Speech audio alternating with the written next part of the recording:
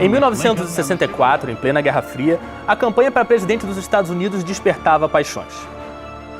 A disputa era entre o democrata Lyndon Johnson e o republicano Barry Goldwater. Johnson era o presidente em exercício, cargo herdado após o assassinato de John Kennedy.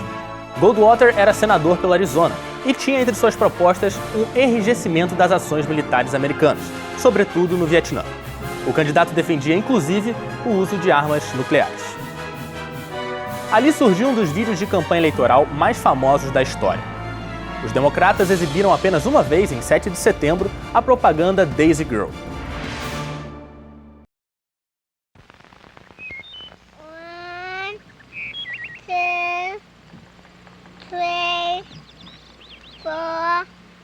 Com 1 minuto de duração, o vídeo mostrava uma criança arrancando pétalas de uma margarida.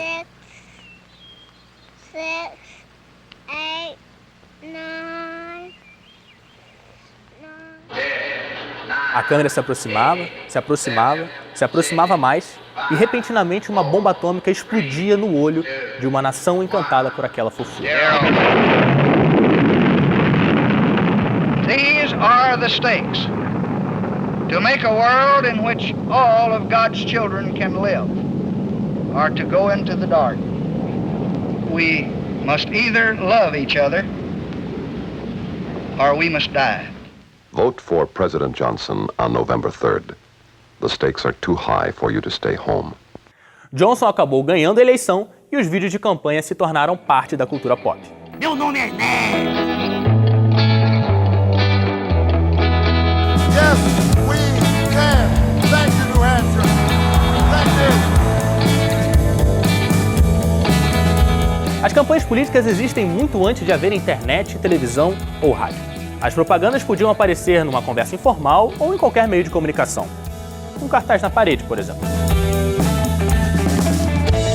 Campanha política é uma coisa muito antiga, é milenar. E cada vez são os profissionais mais especializados. O marketing político existe desde que a ideia da democracia, a ideia de que não é Deus que escolhe, mas o povo tem alguma influência nisso, existe desde essa época. O que a coisa foi é usando os instrumentos que o mundo foi criando. O jornal, o rádio, a televisão. Em primeiro lugar, desde a antiguidade, a gente já percebe a importância que os políticos se utilizaram da propaganda política, né? A propaganda política, antes da criação dos meios de comunicação de massas, elas já estão presentes na forma tanto de personalização desses líderes políticos, quanto da própria criação dos seus reinos, dos seus impérios, frente não só ao povo local, mas também aos inimigos, né? Na época dos grandes impérios, não havia propriamente campanhas políticas, afinal não havia eleições. Mas a propaganda já estava presente em demonstrações de soberania. Uma grande construção ou vultuoso poderio militar poderiam ser usados como símbolos de marketing.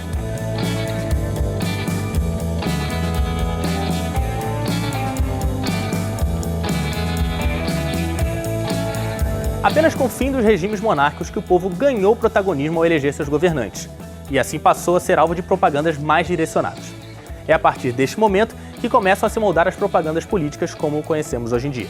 No cenário da Idade Contemporânea, principalmente a partir da Revolução Francesa de 1789, a gente vai ter a presença de um novo elemento, que é a massa. E a massa, ela passa a ser vista como um adereço. A massa vai ter a ilusão de estar participando do universo da política, estreitando essa relação líder e massas, mas ela é um enfeite, um adorno, enfim, nessa nova, né, visão monumental de Estado que vai se criar.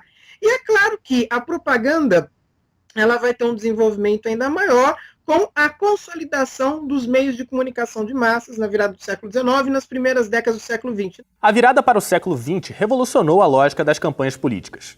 Se antes elas eram limitadas a materiais impressos ou de radiodifusão, com a invenção do cinema e sua posterior evolução para a TV, as propagandas ganharam um poder redobrado de convencimento, penetrando no inconsciente dos eleitores.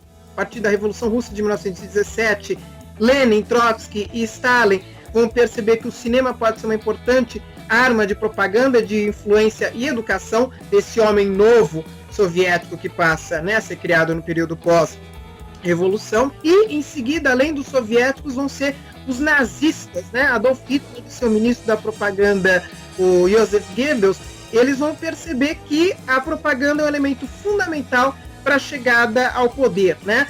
E outro aspecto importante, a propaganda, ela não deve ser racional. Isso tanto os soviéticos quanto os nazistas vão frisar, porque vai dizer, é muito complicado apresentar grandes planos políticos, econômicos, grandes equações. O público, enfim, simples, em sua grande parte analfabeto, não vai conseguir entender a mensagem. E toda essa propaganda, então, de forma, né, feita bastante simples, ela deve ser uma propaganda sentimental.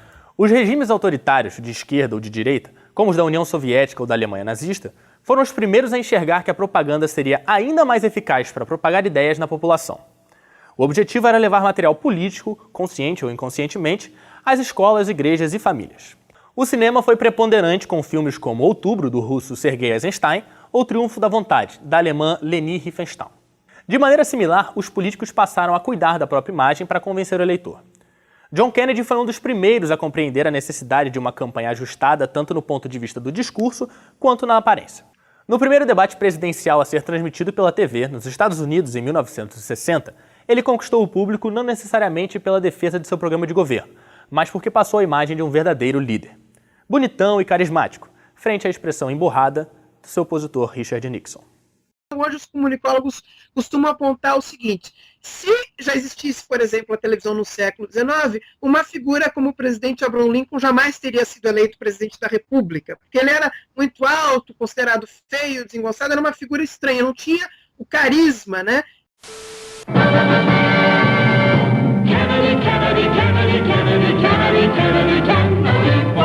Do you want a man for president who's seasoned through and through, but not so doggone seasoned that he won't try something new? A man who's old enough to know and young enough to do. Well, it's up to you, it's up to you, it's strictly up to you. Do you... Era bonito, a Jaqueline, uma família deslumbrante, um jingle alegre, a campanha foi profundamente alegre e ele prometia coisas bem ao gosto, né, daquela época dos Estados Unidos. Eu prometo que até o fim dessa década eu levarei o homem à lua e voltará com segurança. Eu acho que a frase é mais ou menos essa. Before this decade is out, of landing a man on the moon and returning him safely to the earth. O que grande parte das campanhas busca é tocar o eleitor através do caráter sentimental e emotivo do voto. Em 1984, o vídeo de campanha de reeleição de Ronald Reagan começava dizendo: "É amanhã novamente na América". O que isso tinha a ver com as propostas de Reagan? Nada, mas as imagens dos americanos felizes, saindo em paz para o trabalho, conquistaram o eleitor. It's morning again in America.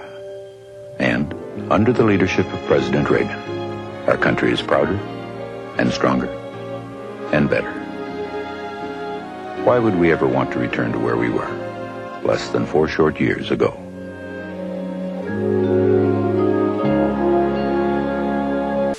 Propaganda é uma espécie de chave para abrir o coração das massas. Então, o apelo emocional ele se torna muito forte. Então, inclusive, nós vamos perceber como que os discursos que muitas vezes a gente denomina hoje de forma pejorativa, enquanto discursos populistas, né, eles acabam tendo um grande impacto sobre a população, porque eles trazem palavras de ordem. 95% do que a gente faz é emoção.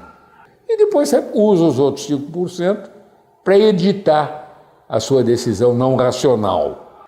Uma palavra comum entre os marqueteiros políticos é esperança. Não se vende um candidato, e sim a esperança associada a ele. Barack Obama venceu sua primeira eleição em 2008 com uma campanha inteira baseada na esperança de uma América que vinha de uma crise econômica e das garras de seu antecessor, George Bush. O que o povo mais queria era mudança e alguém que esbravejasse que sim, nós podemos mudar. That we are not as divided as our politics suggest. That we are one people. That we are one nation. And together we will begin the next great chapter in the American story with 3 words that will ring from coast to coast, from sea to shining sea. Yes, we can. Yes, we can. Yes, we can. Yes, we can. Então, a esperança, muitas vezes, é quando você consegue ter, e nós já tivemos, em alguns países já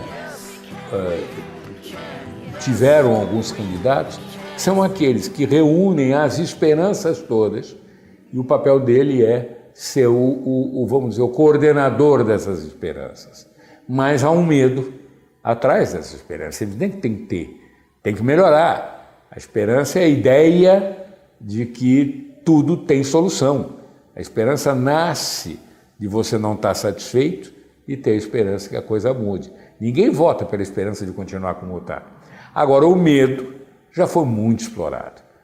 O medo é outro elemento recorrente no marketing eleitoral, como no caso da Daisy Girl de Lyndon Johnson. São campanhas que atacam o adversário e apostam nos sentimentos de repulsa dos eleitores.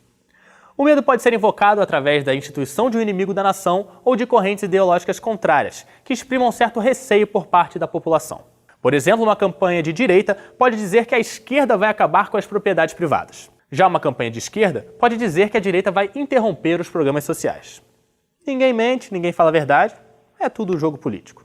Existia na propaganda americana, que a gente volta lá, principalmente nos filmes, primeiro são os índios, depois são os alemães na Primeira Guerra Mundial, depois os nazistas e os japoneses na Segunda Guerra Mundial, os soviéticos na Guerra Fria. Quando, enfim, os Estados Unidos se torna a única superpotência, a gente tem um filme importante, que é o Independence Day, que é um marco daquela ficção científica do cinema catástrofe que foi originada durante o período da Guerra Fria, a Guerra dos Mundos. O novo inimigo dos Estados Unidos são os alienígenas, ou seja, a gente já está em pura ficção. Só que com os ataques terroristas de 11 de setembro, a gente volta a ter um novo inimigo, e é um inimigo talvez mais perigoso, mais mortal de todos. Porque esse inimigo não tem face, ele não tem nação, e ele não tem momento, enfim, para atacar. As Governor Michael Dukakis vetoed mandatory sentences for drug dealers, he vetoed the death penalty. His revolving door prison policy gave weekend furloughs to first-degree murderers not eligible for parole. While out, many committed other crimes like kidnapping and rape, and many are still at large. Now Michael Dukakis says he wants to do for America what he's done for Massachusetts. America can't afford that risk. It's 3 a.m. and your children are safe and asleep. But there's a phone in the White House and it's ringing. Something's happening in the world. Your vote will decide who answers that call. Whether it's someone who already knows the world's leaders, knows the military, someone tested and ready to lead in a dangerous world. It's 3 a.m. and your children are safe and asleep. Who do you want answering the phone? I'm Hillary Clinton and I approve this message. Quando nem a esperança nem o medo são a questão principal, a campanha pode se organizar em torno do carisma do candidato.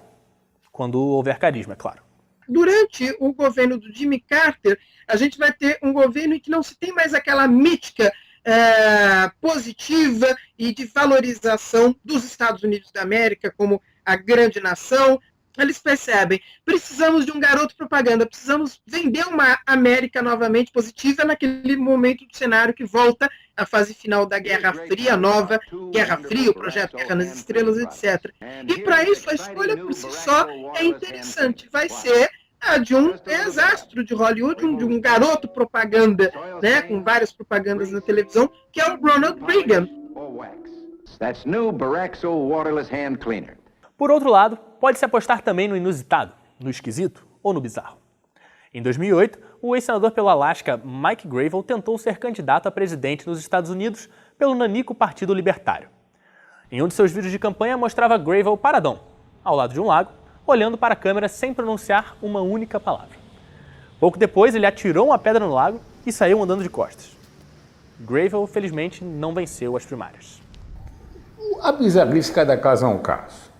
Há bizarrice que é evidentemente um processo esculhambativo. Existe a bizarrice que tem, além do bizarro, algo confiável. Enéas, ele era bizarro, como meu nome era Enéas. Hoje vou falar de uma figura gliscroide, repugnante, um político profissional. Ele nunca está fora do poder. Para ele, qualquer cargo serve. Se perde uma eleição, será ministro daquele que ganhou.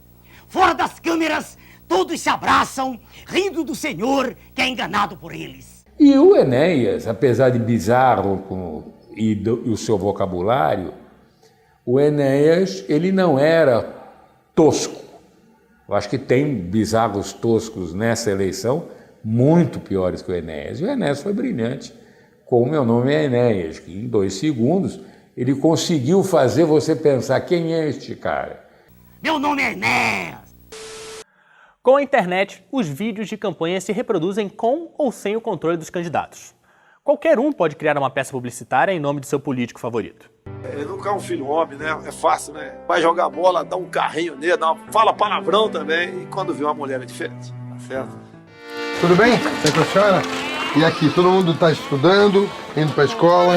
Eu participei dessa revolução.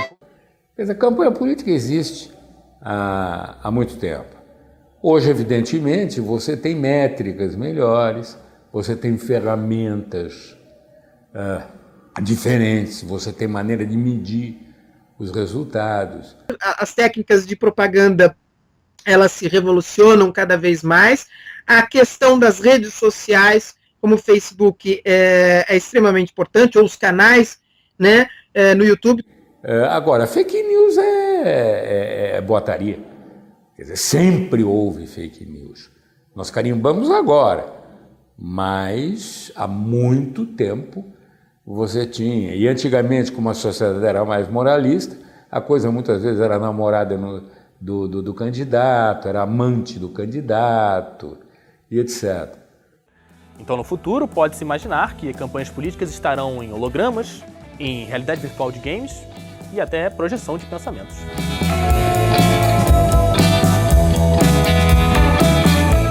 Sou japonês da Federal. Para deputado, vote 51. 50777. Chefe Alceni, comigo, a corrupção está frita. Adivinha quem voltou? Duvido vocês adivinhar. Fui eu! Glória a Deus, chega de escravidão, chega de corrupção, Cabo Daciolo 51. Glória!